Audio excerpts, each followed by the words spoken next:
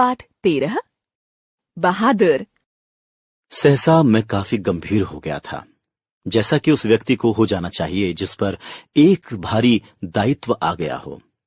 मेरे सामने खड़ा था ठिगना, गोरे रंग का 12-13 वर्ष की उम्र का लड़का। खाकी नेकर और सफेद कमीज पहने था। उसे मेरे साले साहब लेकर आए थे। निर्मला चमकती दृष्टि से कभी लड़के को देखती, कभी मुझको और कभी अपने भाई को। नौकर रखना कई कारणों से बहुत जरूरी हो गया था। मेरे सभी भाई और रिश्तेदार अच्छे ओहदों पर थे और उन सभी के यहां नौकर थे। मैं जब बहन की शादी में घर गया तो वहां नौकर का सुख देखा था, और फिर निर्मला की तबीयत भी अक्सर खराब हो जाया करती थी। तुम्हारा नाम क्या है जी? मैंने पूछा। दिल बहादुर साहब। उसके स्वर में मीठी झंझनाहट थी। मैंने उसे कुछ हिदायतें दी कि इस घर को अपना घर समझे। अगर यहां रह गया तो ढंग शऊर सीख जाएगा, घर के लड़कों की तरह पढ़ लिख जाएगा और जिंदगी सुधर जाएगी। बहादुर बहुत ही हंसमुख और मेहनती निकला। उसके आने से घर में वैसा ही उत्साहपूर्ण वातावरण छा गया था जैसा कि प्रथम बार तोता, मैना या पिल्ला पालने पर होता है। निर्मला ने बहुत उदारतापूर्ण उसके नाम में से दिल शब्द उड़ा दिया। धीरे धीरे वह घर के सारे काम करने लगा। जब मैं शाम को दफ्तर से आता तो घर के सभी लोग मेरे पास आकर दिन भर के अपने अनुभव सुनाते थे। बाद में वह भी आता था।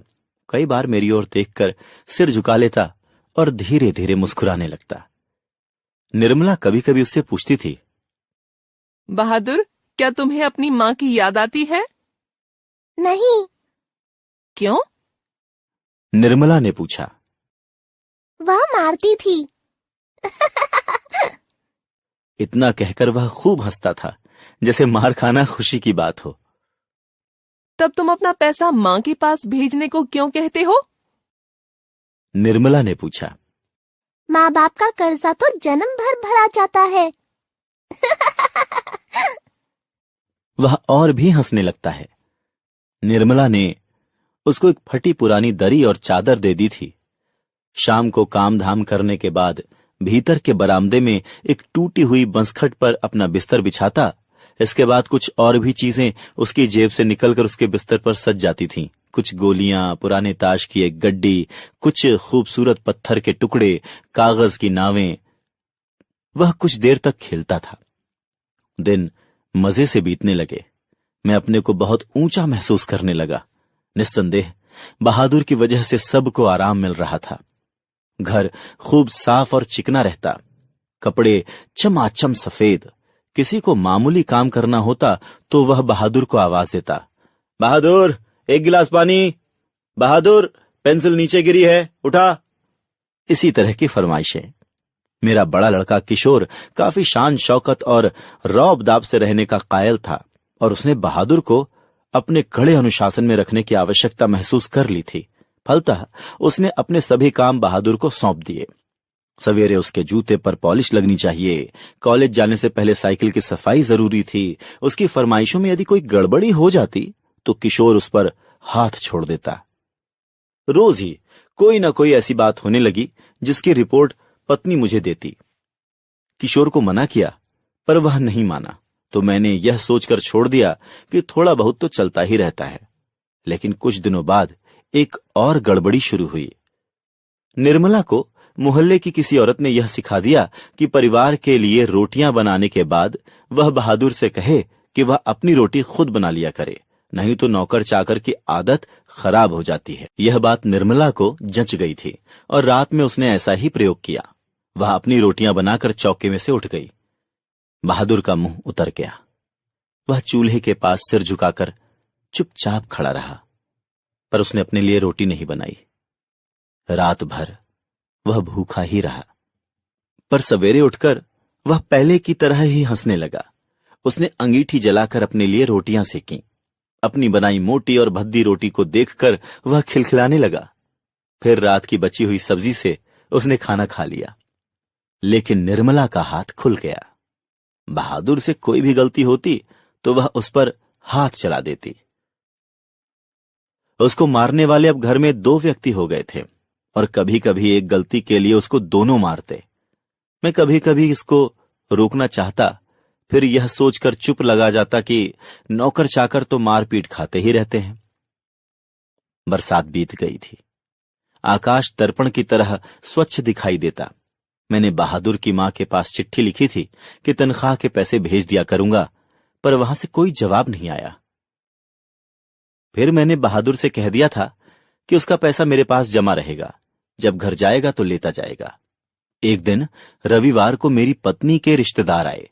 अचानक रिश्तेदार की पत्नी बोली, मैंने रिक्शे वाले को पैसे देने के बाद यहाँ 11 रुपये रखे थे, पता नहीं मिल नहीं रहे। जरा इससे पूछिए ना। इधर आया था, फिर तेजी से बाहर चला गया। अरे नहीं, वह ऐसा नहीं है।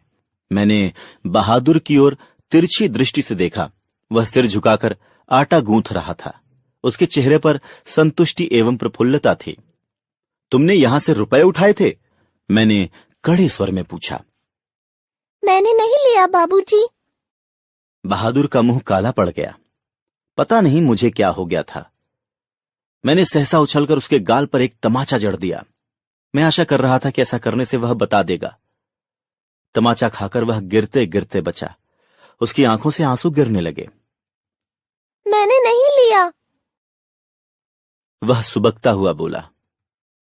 इसी समय रिश्तेदार साहब ने एक अजीब हरकत की। अच्छा छोड़िए, इसे पुलिस के पास ले जाता हूं। इतना कहकर वे बहादुर का हाथ घसीटते हुए दरवाजे के बाहर ले गए। देखो, तुम मुझे बता दो, मैं कुछ नहीं करूंगा, बल्कि तुम्हें इनाम में 2 रुपए दे दूंगा। इसके बाद निर्मला ने भी उसको डराया, धमकाया और 2-4 तमाचे जड़ दिए, पर वह नहीं करता रहा। इस घटना के बाद बहादुर काफी डांट फटकार खाने लगा। किशोर तो जैसे उसकी जान के पीछे पड़ गया था। वह उदास रहने लगा और काम में लापरवाही करने लगा था। एक दिन मैं दफ्तर से विलंब से आया। निर्मला आंगन में चुपचाप सिर पर हाथ रखकर बैठी थी। आंगन गंदा पड़ा था। बर्तन बिना मजे मले हुए पड़े थे। बहादुर भाग गया। निर्मला मुझे देखते ही बोली, भाग गया? क्यों? मैंने पूछा। पता नहीं, आज तो कुछ हुआ भी नहीं था।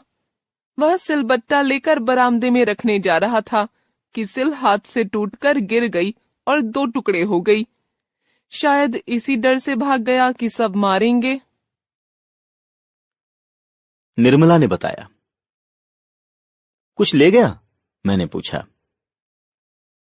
यही तो अफसोस है, कोई अपना भी सामान नहीं ले गया है। उसके कपड़े, उसका बिस्तर, उसके जूते सभी छोड़ गया। निर्मला बोली, और वे 11 रुपए? मैंने पूछा। अरे वह सब झूठ है। मैं तो पहले से ही जानती थी कि वे लोग बच्चे को कुछ देना नहीं चाहते, इसलिए अपनी गलती और लाज छिपाने के लिए यह प्रपंच रच रहे थे। उन लोगों को क्या मैं जानती नहीं? कभी उनके रुपये रास्ते में गुम हो जाते हैं तो कभी घर में छूट जाते हैं। किशोर को भी बड़ा अफसोस है। उसने सारा शहर छान मारा, वह नहीं मिला। किशोर कहने लगा, अम्मा, एक बार भी अगर बहादुर आ जाता तो मैं उसको पकड़ लेता और कभी जाने न देता। उससे माफी मांग लेता और कभी नहीं मारता। निर्मला आंखों पर आंचल रखकर रोने लगी। सच, अब ऐसा नौकर कभी नहीं मिलेगा। मुझे एक अजीब सी लघुता का अनुभव हो रहा था। यदि मैं न मारता तो शायद वह न जाता। लेखक अमरकांत।